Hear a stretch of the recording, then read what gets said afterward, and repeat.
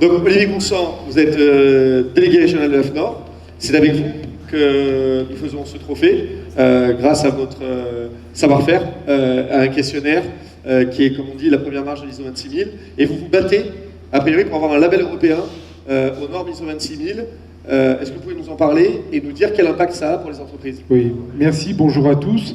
Tout d'abord, on est très content d'être partenaire des trophées RSE de la région Sud depuis maintenant de nombreuses années, et on fournit en opération technique en fait le référentiel sur lequel vous vous êtes appuyé pour répondre et pour être aujourd'hui parmi les trophées RSE.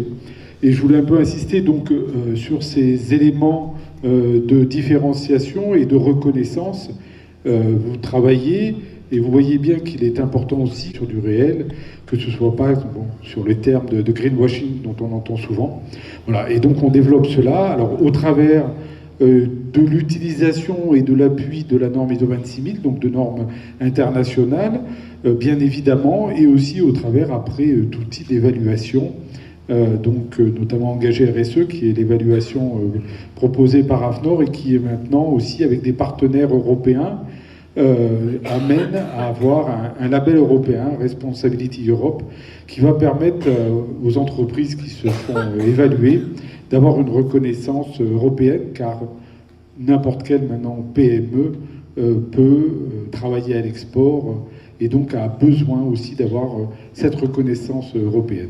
Et il y a une législation aussi qui est en train de sortir, que est label une entreprise qui est auditée dans son entreprise. Voilà. On ne peut plus dire qu'il y a un label quand elle le reçoit sans audit, c'est ça? Voilà. Ce qui est important aussi dans cette choix d'avoir une véracité des actions, ce que nous défendions pendant de nombreuses années et qui a été mis en place depuis 2 ans à peu près par la plateforme RSE au niveau national, c'est de dire aussi le label RSE n'avait de valeur que s'il y avait des vrais auditeurs qui venaient visiter l'entreprise.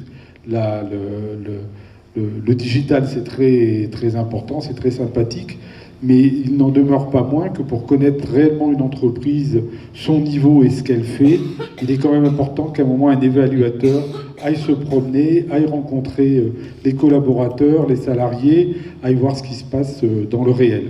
Voilà, c'est pour ça que nous insistons aussi sur le fait d'avoir de l'évaluation réelle et pas simplement de l'évaluation digital, même si ce soir, elle s'appuie sur du digital, parce que c'est un premier pas vers une reconnaissance des démarches RSE.